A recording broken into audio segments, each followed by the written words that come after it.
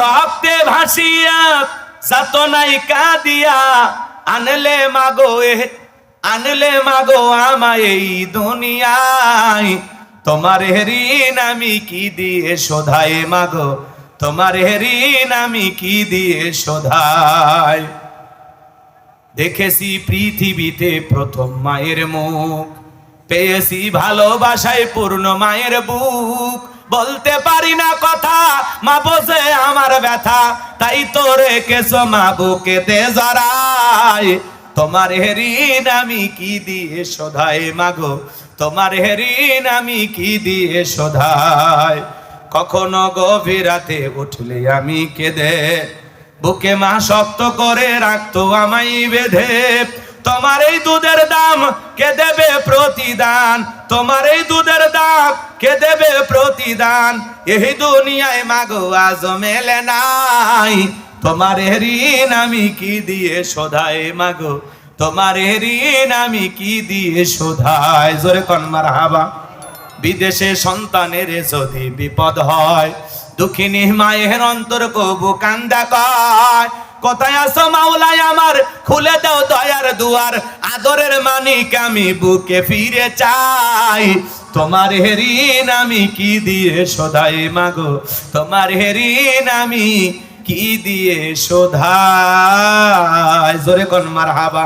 কোন কোন সন্তান আছেন, যুবক আছেন, ভাই হাত অনুরোধ করি, মা বাবার সাথে খারাপ ব্যবহার করবা না। পিতা মাতার খেদমত করে মা বাবার দোয়া নিয়ে কারা কারা জান্নাতে যেতে চান, দুই হাত তুলে আল্লাহকে দেখান। আল্লাহ আমাদের সবাইকে পিতা মাতার খেদমতকারী সন্তান হিসেবে কবুল করুন। জোরে বলুন আমিন। আর একটু জোরে বলেন আমিন। এই ভাই, আমি হুজুর এই পানিতে ফু দিলাম, কাজ করতে পারে নাও করতে পারে, কিন্তু আপনার মা বাবা যদি ফু দেয় কাজ করবে। বন্দুকের গুলি মিস হতে পারে, কিন্তু মা বাবার দোয়া সন্তানের জন্য কখনো মিস হয় না। আল্লাহু আকবার বলেন। কত বড় নিয়ামত আল্লাহ আপনার ঘরে দিতে আপনি জানেন না। আপনি সেই মা বাবার রেখে পীর খোঁজেন। এই পৃথিবীতে সন্তানদের জন্য সবচাইতে বড় পীর হলো তার মা বাবা। আপনার আমার জীবনের সবচাইতে শ্রদ্ধা সম্মান পাওয়ার একমাত্র মানুষ হলো মা বাবা। কথা বলেন। আর সেই মা বাবাকে তুই তাকারি করে, বাজে বাবাই, খারাপ ব্যবহার করে, চোখ রাঙানি দেখান, কুলাঙ্গার কুলাঙ্গার। কথা বলেন। অকুল্লাহুমা কওলান কারীমা, সম্মান সূচক আচরণ করো, নম্র ভদ্র বিনয়ী হয়ে কথা বলো। চোখ রাঙানো দূরের কথা, মা বাবার দিকে কখনো মেজাজ গরম করে তাকানো যাবে না। কথা বলাও, কথা বলে। আর আমরা আব্বা আপনি বেশি বোঝেন, তামেন মিয়া, ওরে বাবা মনে হচ্ছে ওর শালা। বাপের সাথে এমন ব্যবহার করতেছে মনে হয় কি, এরকম লোক আছে না? আল্লাহ হেদায়েত দান করেন। একটু চিল্লা বলেন আমিন।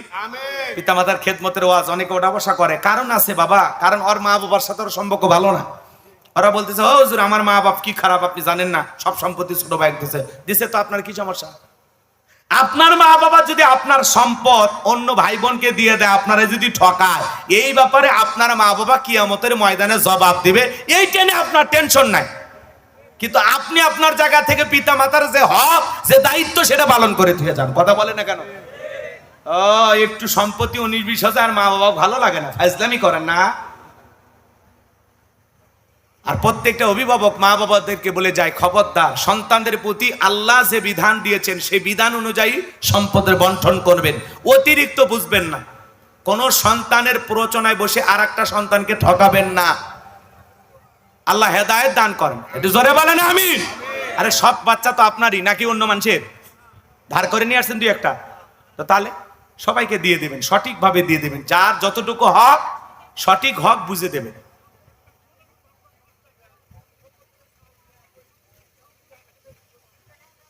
ও চাচা কথা বুঝে নেই।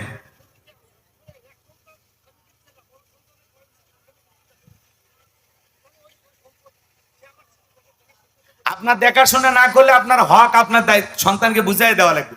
আবার আপনার দেখাশোনা যে সন্তানটা করলো না, সেই ব্যাপারে সে আল্লাহর কাছে জবাব দেবে। কথা কি বোঝা গেল? উনি বলতেছে আমার একটা ছেলে দেখাশোনা করে, আর একটা ছেলে দেখাশোনা করে না, তাহলে যে দেখাশোনা করে তারে সম্পদ দেব, যে দেখাশোনা করে তারে দেব না। না, এটা করা যাবে না। ঠিক আছে? আপনার যেটা হক সেটা আপনি বুঝে দেবেন। অবশ্যই ওই সন্তানটা আপনাকে কেন দেখতে পারতেছে না, কারণ আপনার এক সন্তানের প্রতি মায়া দয়া বেশি, আর এক সন্তানকে আপনি দেখভাল করতেছেন না, এই জন্য সে হয়তো বা রাগান্বিত হয়ে এরকম করতেছে।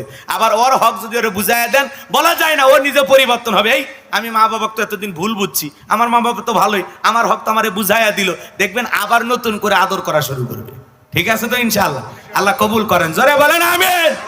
আমার ভাইয়েরা, তাহলে মায়ের দোয়ার কারণে একটা কসাই যদি নবী মুসার সাথে জান্নাতে যায়, সেই মা বাবার দোয়া নেব তো ইনশাআল্লাহ। আপনি যত বড় পৃথিবীতে প্রতিষ্ঠিত হতে চান, মা বাবার দোয়া ছাড়া জীবনে কোনোদিন বড় হতে পারবেন না। অভাবনাটনে পড়েছেন, মা বাবার কাছে দোয়া নেন। অসুস্থ হয়েছেন, মা বাবার কাছে দোয়া নেন। সম্পদ বেশি যদি করতে চান, মা বাবার দোয়া নেন, তাদের সেবা করেন, খেদমত করেন। পিতামাতা যদি একবার তাহাজ্জুদের যায় নামাজে দুইটা চোখের পানি ছেড়ে আপনার জন্য দোয়া করে, আল্লাহ আমার সন্তানের তকদির ভালো করে দাও, ব্যবসায় বরকত দিয়া দাও, বিশ্বাস করেন আপনার মা বাবার দোয়ার কারণে আল্লাহ আপনার ব্যবসার ভিতরে পরিবর্তন করে দিবে। কোনো খাজা বাবা রাজা বাবার দোয়া নিয়ে ব্যবসায় পরিবর্তন হবে না, ব্যবসায় পরিবর্তন হবে মা বাবার দোয়া নিয়া। ভাগ্য খুলবে কার দোয়া নিয়ে? মা বাবার দোয়া নেই। মা বাবার দোয়া নেব তো ইনশাআল্লাহ। আল্লাহ আমাদের কবুল করেন, জোরে বলেন আমিন। আপনার আমার পাবনার মুসলমান ভাইরা, আল্লাহ রাব্বুল আলামিন বলেন কুল্লু নাফসিম বিমা কাসাবাত রহিনা। প্রত্যেকটা ব্যক্তি তার নিষ্কৃত কর্মের কাছে আবদ্ধ। দিনের আলোতে রাতের গোপনে প্রকাশে যা যা করতেছেন, আপনার সকাল থেকে সন্ধ্যা, সন্ধ্যা থেকে ফজর পর্যন্ত আপনার জীবনের 24টা ঘন্টার কর্মকাণ্ডে আপনি যা করতেছেন সব আল্লাহর ফেরেশতারা দেখতেছে, লিখতেছে। এজন্য যা দুনিয়াতে করব হিসাব করে করার দরকার আছে না নাই? এজন্য বাজান গুনাহ করা যাবে না, খাদ্যে ভেজাল দেওয়া যাবে না, ওজনে কম দেওয়া যাবে না, সুদ ঘুষ খাওয়া যাবে না, জিনা ব্যভিচার করা যাবে না, গুনাহের কোনো কাজ করা যাবে না, জমির আল ঠেলা যাবে না, দুধে পানি মিশানো যাবে না, প্রতিবেশীকে গালি দেওয়া যাবে না, কোন মানুষের সাথে খারাপ আচরণ করা যাবে না, গোপনে প্রকাশে কোনো অবস্থাতে গুনাহে লিপ্ত হওয়া যাবে না। নিজেকে গুনাহ থেকে বাঁচায় রাখা লাগবে কার ভয়ে? যেখানেই দাঁড়িয়ে গুনাহ করেন না কেন, দুনিয়ার কেউ না দেখলে একজন দেখতেছেন, তিনি কে?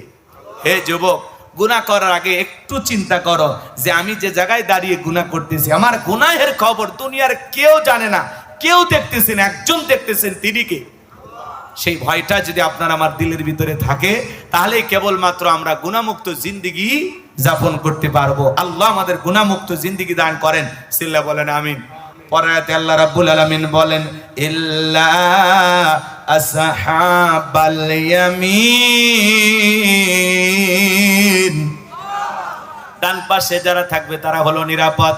আমার আল্লাহ রাব্বুল আলামিন বলেন ওয়া কুনতুম আজওয়াজান সালাসা ফাআসহাবুল মাইমানাতি মা আসহাবুল মাইমানা ওয়া আসহাবুল মাশআমাতি মা আসহাবুল মাশআমা ওয়াস-সাবিকুনাস সাবিকুন উলাইকাল মুকাররাবুন।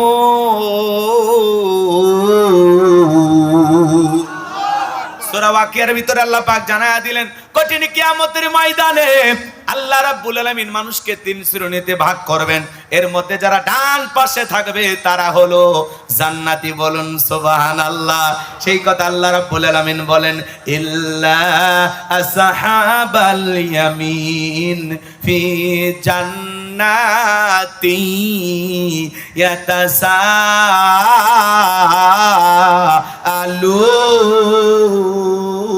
ইয়াতাসাআলুন।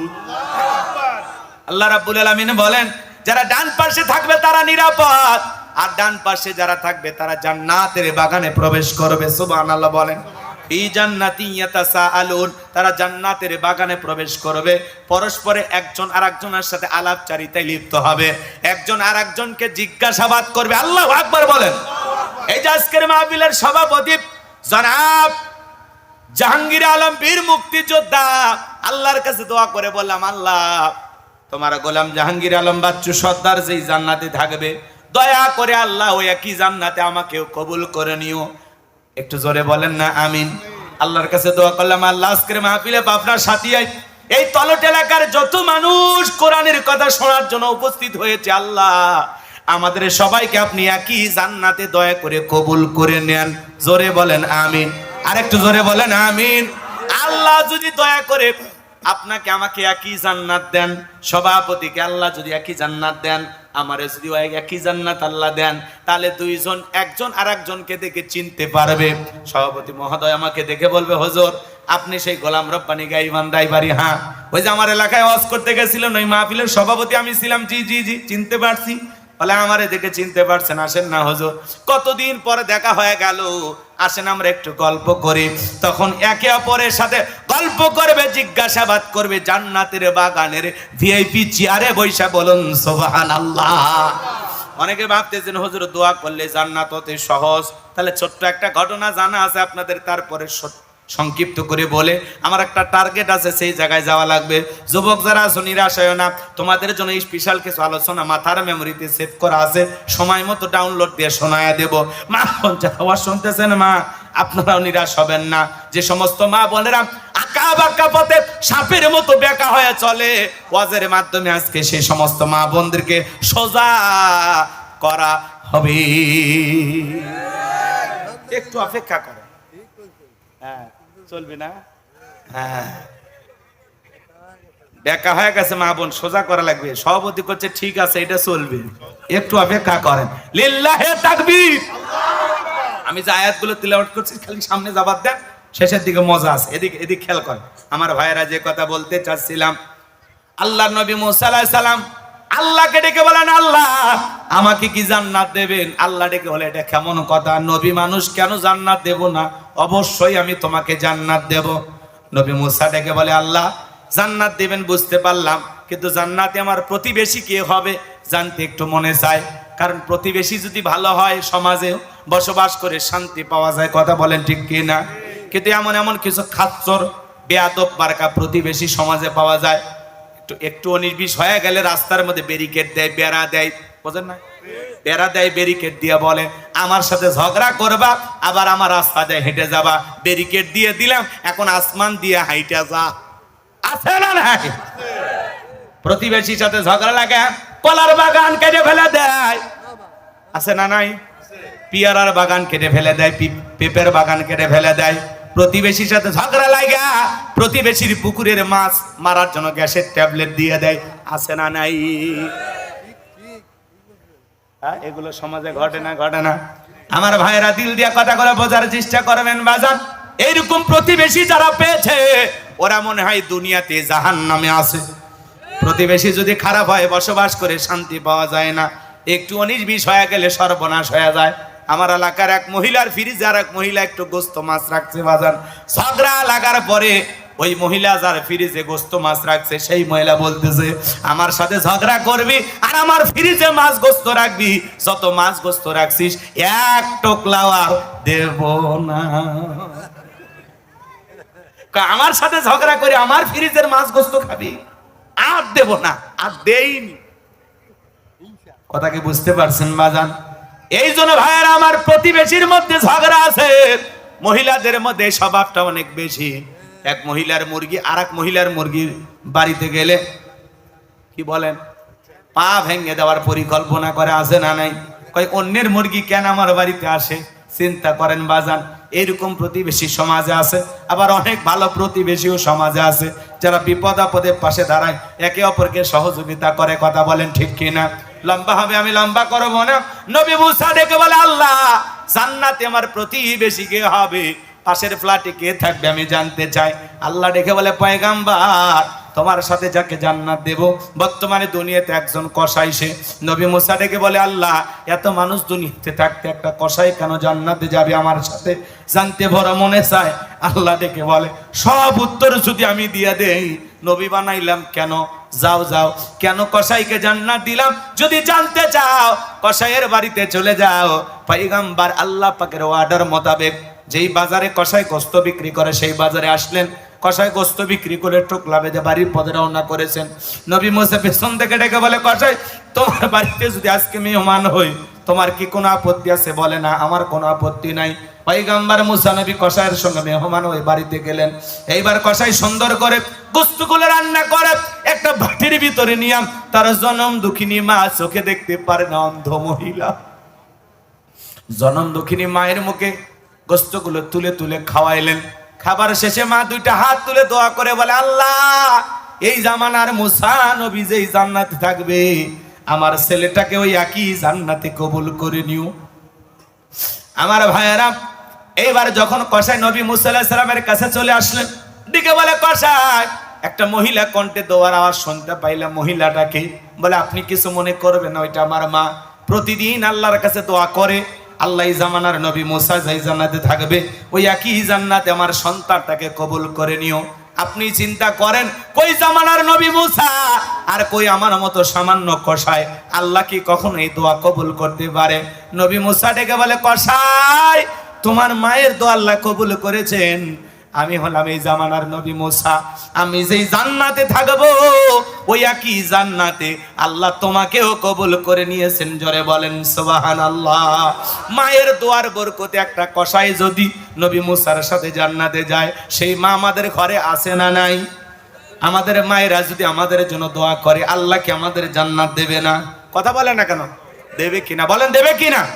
এই জন্য আল্লাহ রসুল বলেছেন, হুমা জান্নাতুকা ওয়া নারুকা, তোমার পিতা মাতায় তোমার বেহেশত, তোমার পিতা মাতায় তোমার দোজখ। আমার ভাইয়েরা, যারা পিতা মাতার খেদমত করতে পারেন তাদের তকদিরই বলো ভালো। আর যারা পিতা মাতার সাথে খারাপ আচরণ করেন, পিতা মাতার সাথে বাজে ব্যবহার করেন, মনে রাখবেন বাজান, যত বড় মক্কা মদিনার ইমাম হন, যত বড় ভালো মানুষ হন, পিতা মাতাকে কষ্ট দেবেন, ব্যথা দেবেন, আল্লাহর জান্নাতে যাইতে পারবেন না। কথা বলেন ঠিক কিনা? এজন্য আল্লাহ রাব্বুল আলামিন বলেন, অকদা রাব্বুকা আল্লা তা'বুদু ইল্লা ইয়্যাহু ওয়া বিল ওয়ালিদাইনি ইহসানা। আল্লাহ রাব্বুল আলামিন বলেন, আমার ইবাদত করো, আমার দাসত্বের গোলামি করো। আমার ইবাদতের পর তোমাদের দায়িত্ব হলো মাতা পিতার খেদমত করা, তাদের সাথে উত্তম আচরণ করা, ভালো ব্যবহার করা। এ পাবনার তরুণ যুবকেরা, কয়েকটা মিনিট আমি তোমাদের মা বাবাকে নিয়ে একটু সামান্য আলোচনা করে। যুবক, মন খারাপ করো না, কষ্ট মনের মধ্যে নিও না। আজকে অধিকাংশ পরিবারগুলোতে মা বাবা অবহেলিত, নির্যাতন জুলুমের শিকার। মা বাবা কারো কাছে অভিযোগ দিতে পারে না। মা বাবার হৃদয়টা বড় প্রশস্ত, সন্তানের হাজারো যন্ত্রণা কষ্ট লুকিয়ে রাখে, দুনিয়ার কোনো মানুষের কাছে বলে না। কথা বলেন ঠিক কিনা? আমার ভাইয়েরা, এই পৃথিবীর জমিনে অনেক মানুষকে আল্লাহ তাআলা পাঠাইছেন। সব মানুষ বড় হওয়ার পিছনে দুইটা মানুষের দোয়া থাকে, মা আর বাবা। পিতা মাতা যদি খুশি থাকে, আরশের মালিক আল্লাহ খুশি হয়। পিতা মাতা বেজার মানে আরশের মালিক আল্লাহ বেজার হয়ে যায়। এই পৃথিবীতে যত মানুষ সমাজে প্রতিষ্ঠিত হয়েছে, প্রত্যেকটা মানুষকে প্রতিষ্ঠিত করার জন্য তাদের মা বাবার দোয়া আছে না নাই? এই যুবক, গভীর মনোযোগ দিয়ে কথাগুলো শোনো। 2013 সালে পত্রিকা একটা কলম পড়েছিলাম, বিশ্ব মা দিবস উপলক্ষে। ছেলেটার নাম ছিল আব্দুল মালেক। ছোটবেলায় চোখে দেখতে পাইতো না, চোখ দিয়া পানি পড়তো, চোখ দিয়া ঝাপসা দেখতো। ছোটবেলায় ছেলেটার বাবা মারা গেছে। মহিলাটা মানুষের বাড়িতে কাজ করতো। একদিন ডাক্তারের কাছে সন্তানটাকে নিয়ে গেল। ডাক্তার চোখটা পরীক্ষা নিরীক্ষা করে বলে, আপা, আপনার সন্তানের চোখের যে সমস্যা আমি দেখতেছি, যত বড় হবে তত সমস্যাটা আরো বেড়ে যাবে। এমন অবস্থা হতে পারে আপনার সন্তানটা সারা জীবনের মতো চোখের আলো হারিয়ে ফেলতে পারে।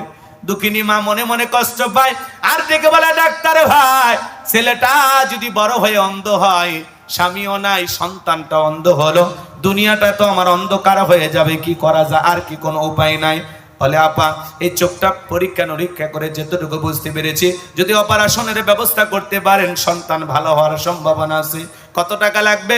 বিপুল পরিমাণের একটা টাকার কথা বললেন। ডেকে বলে, ডাক্তার ভাই, এত টাকা পাবো কোথায়? দুনিয়াতে এত টাকা দেওয়ার মতো তো আর কেউ নাই। আপনি যদি কিছু না মনে করেন, আমি যদি জনম দুঃখিনী মা সন্তানের জন্য দুইটা চোখ দিয়া দেই, আমার সন্তান কি দেখতে পারবে কিনা? বলে, হ্যাঁ, পায়েও সম্ভব। দুঃখিনী মা তার দুইটা চোখ সন্তানের জন্য দান করে দিল। এইবার ছেলেটা আস্তে আস্তে বড় হতে লাগলো। পরীক্ষা দিবে সন্তান। মা দুধের গিলাস দিয়ে ঘরের ভিতরে প্রবেশ করেছে। সন্তান ডেকে বলে, মা বেশি ঘন ঘন তুমি আমার চোখের সামনে আসবা না, তোমার চোখের রোগটা আমার চোখে পার হতে পারে। জনম দুঃখিনী মা মনে মনে কষ্ট পায়, মনের যন্ত্রণা মনে লুকিয়ে রাখে, সন্তানের কাছে প্রকাশ করলো না। এইবার ছেলেটা পরীক্ষা দিল, ভালো রেজাল্ট করেছে, চাকরির সন্ধানে ঢাকায় চলে গেল। ঢাকায় গিয়ে চাকরিও পেয়েছে, সুন্দরী নারী থেকে বিবাহ করেছে। কিন্তু গ্রামের বাড়িতে দুঃখিনী মা পড়ে আছে, মায়ের আর কোনো খোঁজ খবর রাখে না।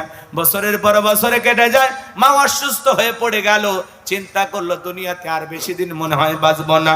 যেই সন্তানের জন্য জীবনে এত কষ্ট করলাম, এত পরিশ্রম করলাম, মরণের আগে অন্তত একটা বার সেই ছেলের মুখটা দেখে আমি মরতে চাই। এইবার জনম দুঃখিনী মা অনেক কষ্টে বন্ধু বান্ধবের কাছ থেকে ছেলেটার বাড়ির ঠিকানা সংগ্রহ করে ঢাকায় চলে গেল। দারোয়ান যখন গেটটা খুলে দিয়েছে, মা যখন বলেছে, বাবা এই গ্রামকে এই বাসায় আব্দুল মালিক থাকে? বলে হ্যাঁ থাকে। বলে আমি আব্দুল মালিকের মা, আমার জন্য একটু গেটটা খুলে দাও। গেটটা খুলে দেওয়া হলো।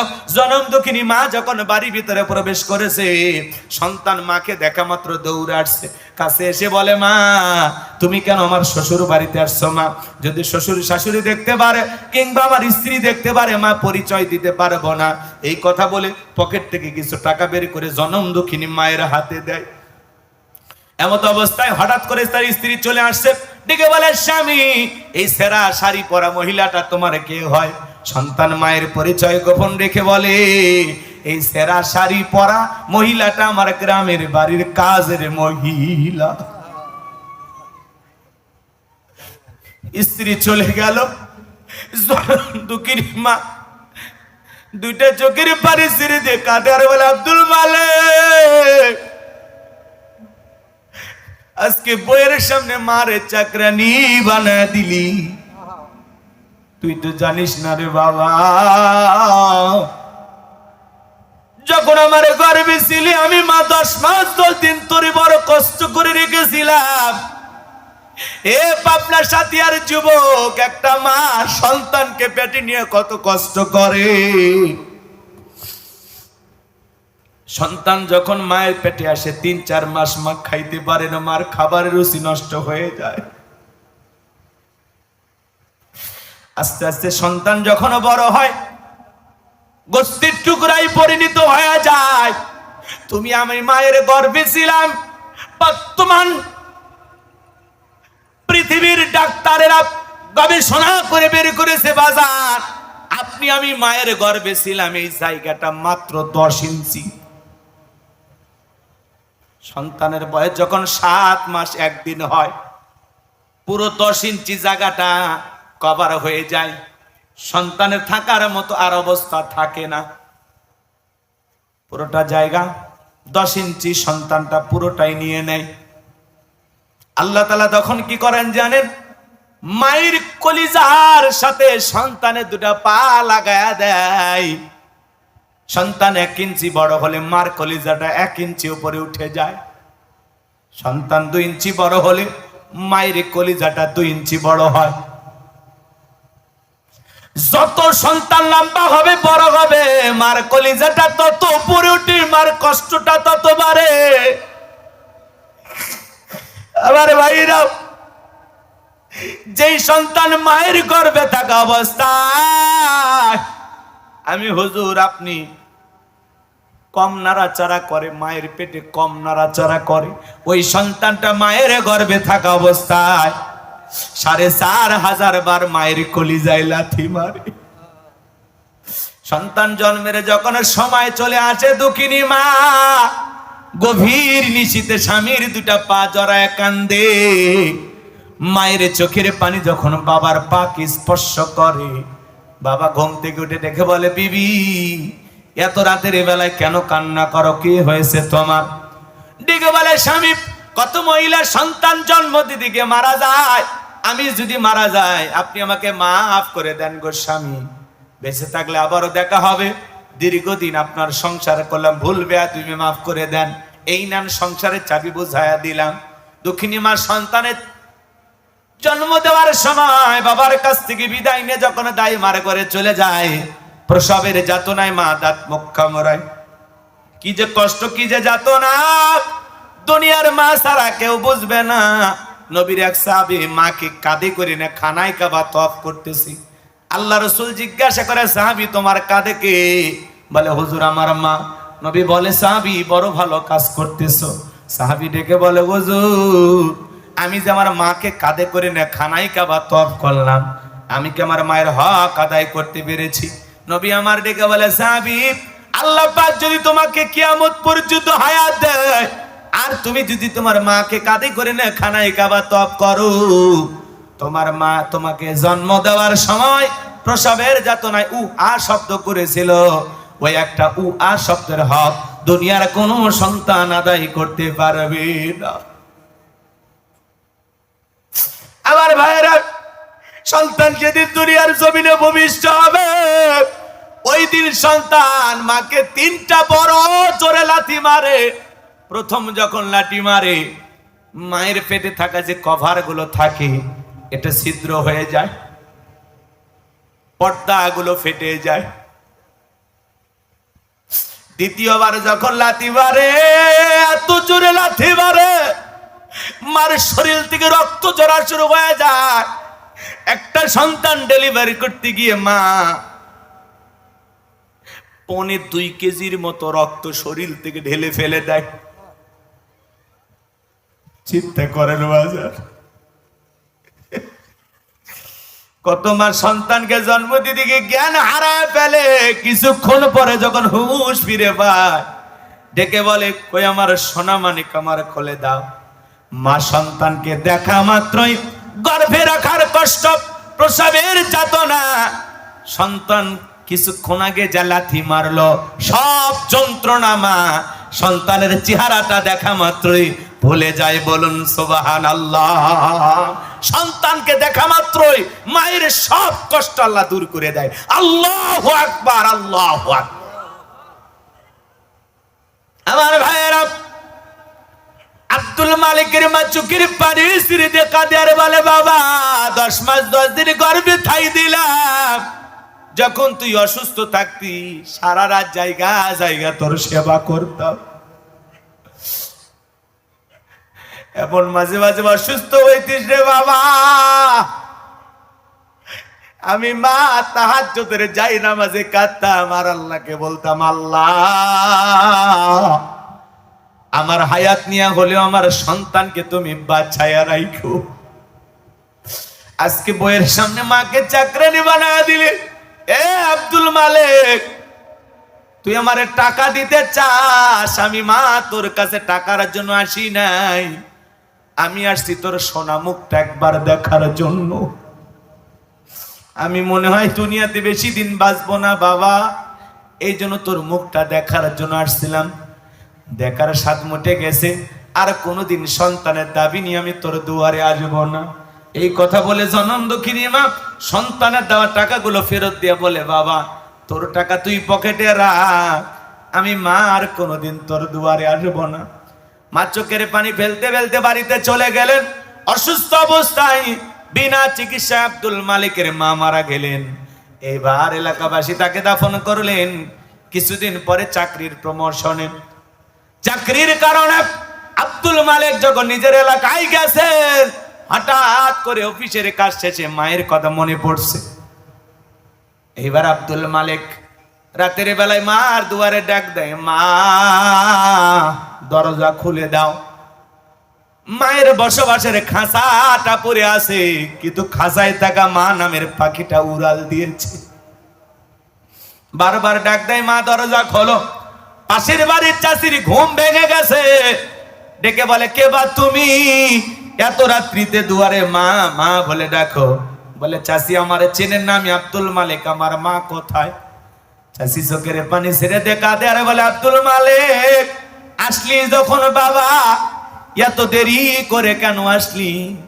তোর মা তো কয়েকদিন আগে অন্ধকার কবরে চলে গেছে। ছেলেটা হাউমাউ করে কাঁদে আর বলে, চাষি কি বলেন, আমার মা বেঁচে নাই? বলে, না না বাবা, তোর মা বেঁচে নাই। আব্দুল মালিক বলে, চাষি দেখায় দেন না আমার কবরটা কোথায়? এইবার যখন মায়ের কবর দেখায় দিল, আব্দুল মালিক মায়ের কবরের মাটি ধরে কান্দে আর বলে, মা এত বড় কষ্ট দিলাম, দুঃখ দিলাম, যাতনা দিলাম রে মা, তোর সাথে যে পরিমাণে বেয়াদবি করলাম রে মা, একটা বার ক্ষমা চাওয়ার সুযোগ দিলি না। ও মা, আমি সন্তান হিসাবে তোর অপদার্থ সন্তান, হতভাগা সন্তান মা, দুনিয়ায় তোর মর্যাদা দিতে পারলাম না, তোর সেবা করতে পারলাম না, আমাকে মাফ করে দিস মা। মায়ের কবরের বাটি ধরে আব্দুল মালেক হাউ হাউ করে কাঁদে। চাচিটাকে বলে বাবা, মা মা বলে কাঁদলে কি তোর মা ফিরে আসবে? তোর মা তো আর কোনোদিন ফিরে আসবে না। তবে শুনে নে, জেনে নে বাবা, তোর মা মৃত্যুর পূর্বে একখানা চিঠি লিখে গেছে, আর বলে গেছে কোনোদিন যদি আমার আব্দুল মালিক মার কথা মনে পড়ে সন্ধান করতে আসে, মায়ের লেখা জীবনের শেষ চিঠিটা আমার সন্তানের হাতে দিও। এ পাবনার যুবকেরা, আব্দুল মালিকের মা জীবনের শেষ মুহূর্তে সন্তানের জন্য একখানা চিঠি লিখে গেছে। মায়ের লেখা জীবনের শেষ চিঠিটা কেমন আমি কি বলবো? আপনারা কি কষ্ট পাচ্ছেন? আপনার আমার ঘরে মা আছে, বাবা আছে। হে যুবক, আজকে বন্ধুর দাম আছে, জোড়া তালি দাও। বন্ধু পাবনা শহর থেকে আসা, সাথিয়াতে তোমার বাড়ির দাওয়াত খায়, ভিআইপি খাবার খায়, তেহের নিহেরে বিরিয়ানি রোস্ট, কোনো কিছুর অভাব নাই। আর পাশে তোমার বাবা মা, তাদের ঘরে এক টুকরো গোস্ত যায় না। তোমার মতো হতভাগা সন্তান আল্লাহর দুনিয়ার কেউ হতে পারে না। কথা বলে না কেন?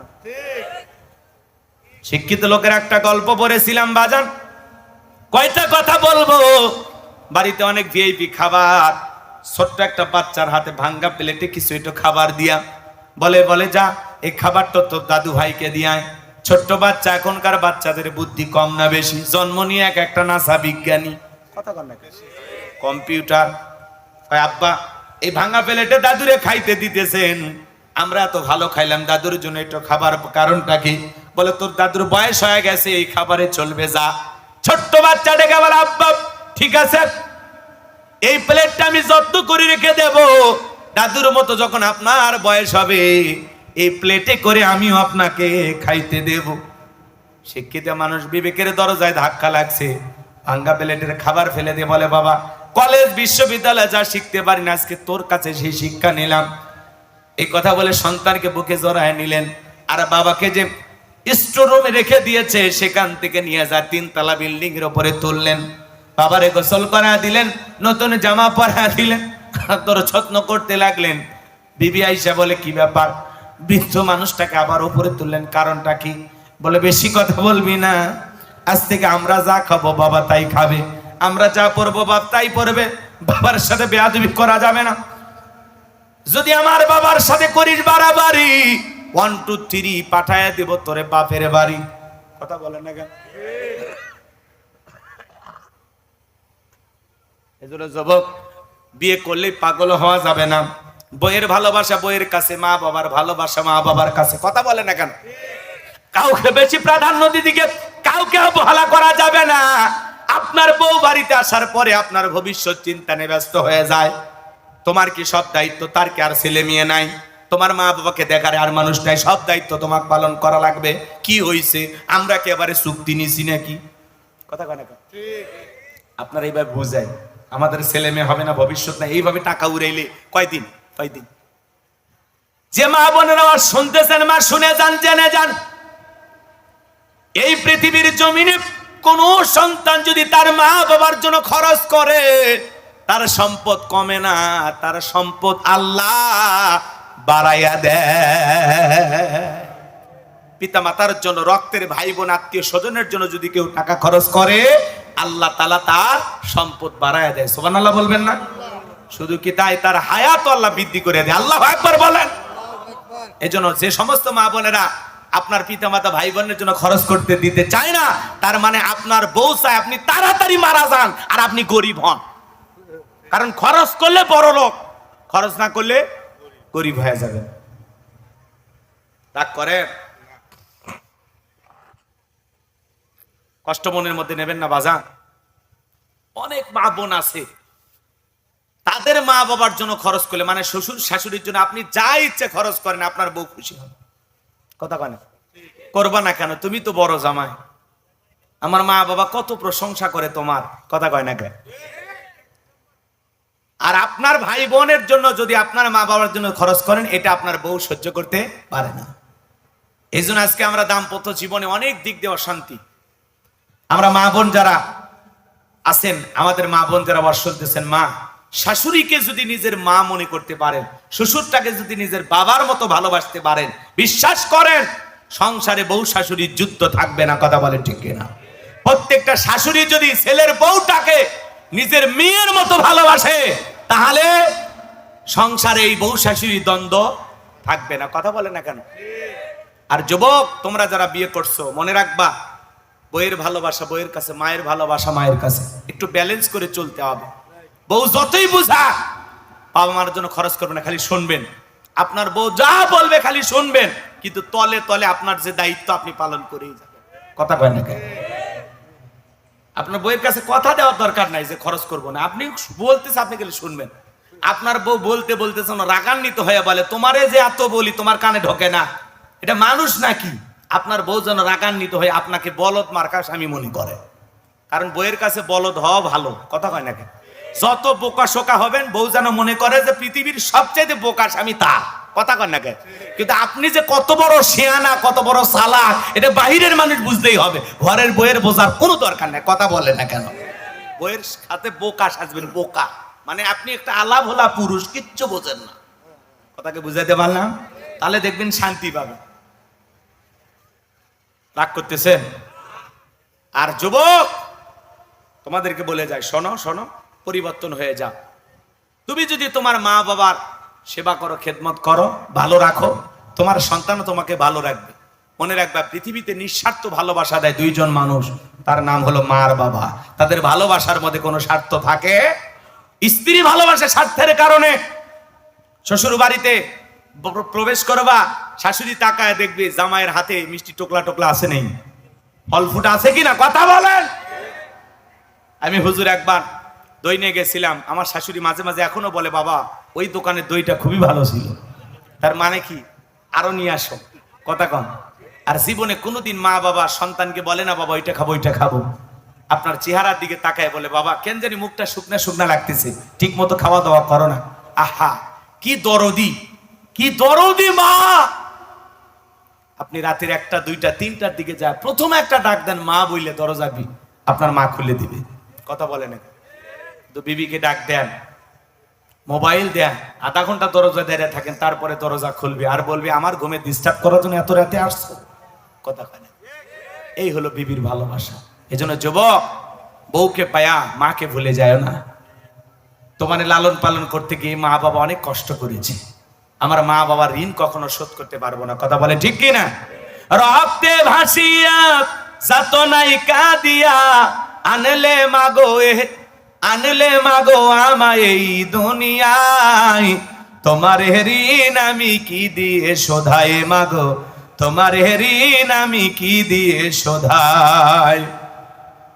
দেখেছি পৃথিবীতে প্রথম মায়ের মুখ, পেয়েছি ভালোবাসায় পূর্ণ মায়ের বুক।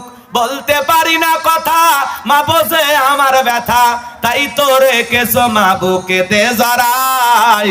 তোমার ঋণ আমি কি দিয়ে শোধাই মাগো, তোমার ঋণ আমি কি দিয়ে শোধাই। কখনো গভীর রাতে উঠলে আমি কেঁদে, বুকে মা শক্ত করে রাখতো আমায় বেঁধে। তোমার এই দুধের দাম কে দেবে প্রতিদান, তোমার এই দুধের দাম কে দেবে প্রতিদান। এই দুনিয়ায় মাগো আজ মেলে নাই, তোমার ঋণ আমি কি দিয়ে শোধাই মাগো, তোমার ঋণ আমি কি দিয়ে শোধাই। জোরে কোন মারহাবা। বিদেশে সন্তানের যদি বিপদ হয়, দুঃখিনী মায়ের অন্তর কবু কান্দা কয়। কোথায় আছো মাওলাই আমার, খুলে দাও দয়ার দুয়ার, আদরের মানিক আমি বুকে ফিরে চাই। তোমার ঋণ আমি কি দিয়ে শোধাই মাগো, তোমার ঋণ আমি কি দিয়ে শোধাই। জোরে কোন মারহাবা। কোন কোন সন্তান আছেন, যুবক আছেন, ভাই হাত অনুরোধ করি, মা বাবার সাথে খারাপ ব্যবহার করবা না। পিতা মাতার খেদমত করে মা বাবার দোয়া নিয়ে কারা কারা জান্নাতে যেতে চান, 2 হাত তুলে আল্লাহকে দেখান। আল্লাহ আমাদের সবাইকে পিতা মাতার খেদমতকারী সন্তান হিসেবে কবুল করুন। জোরে বলুন আমিন। আর একটু জোরে বলেন আমিন। এই ভাই, আমি হুজুর এই পানিতে ফু দিলাম, কাজ করতে পারে নাও করতে পারে, কিন্তু আপনার মা বাবা যদি ফু দেয় কাজ করবে। বন্দুকের গুলি মিস হতে পারে, কিন্তু মা বাবার দোয়া সন্তানের জন্য কখনো মিস হয় না। আল্লাহু আকবার বলেন। কত বড় নিয়ামত আল্লাহ আপনার ঘরে দিতে আপনি জানেন না। আপনি সেই মা বাবার রেখে পীর খোঁজেন। হ্যাঁ, এই পৃথিবীতে সন্তানদের জন্য সবচাইতে বড় পীর হলো তার মা বাবা। আপনার আমার জীবনের সবচাইতে শ্রদ্ধা সম্মান পাওয়ার একমাত্র মানুষ হলো মা বাবা। কথা বলেন। আর সেই মা বাবাকে তুই তাকারি করে, বাজে বাবাই, খারাপ ব্যবহার করে, চোখ রাঙানি দেখান, কুলাঙ্গার কুলাঙ্গার। কথা বলেন। অকুল্লাহুমা কওলান কারীমা, সম্মান সূচক আচরণ করো, নম্র ভদ্র বিনয়ী হয়ে কথা বলো। চোখ রাঙানো দূরের কথা, মা বাবার দিকে কখনো মেজাজ গরম করে তাকানো যাবে না। কথা বলাও, কথা বলে না। আর আমরা আব্বা আপনি বেশি বোঝেন, তামেন মিয়া, ওরে বাবা মনে হচ্ছে ওর শালা। বাপের সাথে এমন ব্যবহার করতেছে মনে হয় কি, এরকম লোক আছে না? আল্লাহ হেদায়েত দান করেন। একটু চিল্লা বলেন আমিন। পিতা মাতার খেদমতের ওয়াজ অনেকে ওঠা বসা করে, কারণ আছে বাবা, কারণ ওর মা বাবার সাথে ওর সম্পর্ক ভালো না। ওরা বলতেছে ও হুজুর আমার মা বাপ কি খারাপ আপনি জানেন না, সব সম্পত্তি ছোট ভাই দিছে তো আপনার কি সমস্যা? আপনার মা বাবা যদি আপনার সম্পদ অন্য ভাই বোনকে দিয়ে দেয়, আপনারা যদি ঠকায়, এই ব্যাপারে আপনার মা বাবা কিয়ামতের ময়দানে জবাব দিবে, এই টেনে আপনার টেনশন নাই। কিন্তু আপনি আপনার জায়গা থেকে পিতা মাতার যে হক, যে দায়িত্ব, সেটা পালন করে দিয়ে যান। কথা বলে না কেন? ও একটু সম্পত্তি 19-20 মা বাবা ভালো লাগে না, ফাজলামি করেন না। আর প্রত্যেকটা অভিভাবক মা বাবাদেরকে বলে যায়, খবরদার সন্তানদের প্রতি আল্লাহ যে বিধান দিয়েছেন সেই বিধান অনুযায়ী সম্পদের বন্টন করবেন, অতিরিক্ত বুঝবেন না। কোন সন্তানের প্ররোচনায় বসে আর একটা সন্তানকে ঠকাবেন না। আল্লাহ হেদায়েত দান করেন। একটু জোরে বলেন আমিন। আরে সব বাচ্চা তো আপনারই নাকি অন্য মানুষের? ধার করে নিয়ে আসছেন দুই একটা, তো তাহলে সবাইকে দিয়ে দেবেন, সঠিকভাবে দিয়ে দেবেন। যার যতটুকু হক, সঠিক হক বুঝে দেবেন।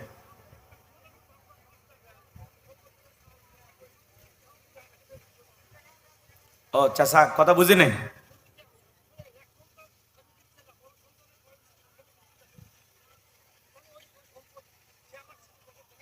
আপনার দেখাশোনা না করলে আপনার হক, আপনার দায়িত্ব সন্তানকে বুঝাই দেওয়া লাগবে। আবার আপনার দেখাশোনা যে সন্তানটা করলো না, সেই ব্যাপারে সে আল্লাহর কাছে জবাব দেবে। কথা কি বোঝা গেল? উনি বলতেছে আমার একটা ছেলে দেখাশোনা করে, আর একটা ছেলে দেখাশোনা করে না, তাহলে যে দেখাশোনা করে তারে সম্পদ দেব, যে দেখাশোনা করে তারে দেব না। না, এটা করা যাবে না। ঠিক আছে? আপনার যেটা হক সেটা আপনি বুঝে দেবেন। অবশ্যই ওই সন্তানটা আপনাকে কেন দেখতে পারতেছে না, কারণ আপনার এক সন্তানের প্রতি মায়া দয়া বেশি, আর এক সন্তানকে আপনি দেখভাল করতেছেন না। এই জন্য সে হয়তো রাগান্বিত হয়ে এরকম করতেছে। আবার ওর হক যদি ওরা বুঝাইয়া দেন, বলা যায় না ও নিজে পরিবর্তন হবে। এই আমি মা বাবাকে তো এতদিন ভুল বুঝছি, আমার মা বাবা তো ভালোই, আমার হক তো আমারে বুঝাইয়া দিল, দেখবেন আবার নতুন করে আদর করা শুরু করবে। ঠিক আছে তো ইনশাআল্লাহ? আল্লাহ কবুল করেন। জোরে বলেন আমিন। আমার ভাইয়েরা, তাহলে মায়ের দোয়ার কারণে একটা কসাই যদি নবী মুসার সাথে জান্নাতে যায়, সেই মা বাবার দোয়া নেব তো ইনশাআল্লাহ। আপনি যত বড় পৃথিবীতে প্রতিষ্ঠিত হতে চান, মা বাবার দোয়া ছাড়া জীবনে কোনোদিন বড় হতে পারবেন না। অভাবনাটনে পড়েছেন, মা বাবার কাছে দোয়া নেন। অসুস্থ হয়েছেন, মা বাবার কাছে দোয়া নেন। সম্পদ বেশি যদি করতে চান, মা বাবার দোয়া নেন, তাদের সেবা করেন, খেদমত করেন। পিতামাতা যদি একবার তাহাজ্জুদের যায় নামাজে দুইটা চোখের পানি ছেড়ে আপনার জন্য দোয়া করে, আল্লাহ আমার সন্তানের তকদির ভালো করে দাও, ব্যবসায় বরকত দিয়া দাও, বিশ্বাস করেন আপনার মা বাবার দোয়ার কারণে আল্লাহ আপনার ব্যবসার ভিতরে পরিবর্তন করে দিবে। কোন খাজা বাবা রাজা বাবার দোয়া নিয়া ব্যবসায় পরিবর্তন হবে না, ব্যবসায় পরিবর্তন হবে মা বাবার দোয়া নিয়া। ভাগ্য খুলবে কার দোয়া নিয়ে? মা বাবার দোয়া নিয়ে। মা বাবার দোয়া নেব তো ইনশাআল্লাহ। আল্লাহ আমাদের কবুল করেন। জোরে বলেন আমিন।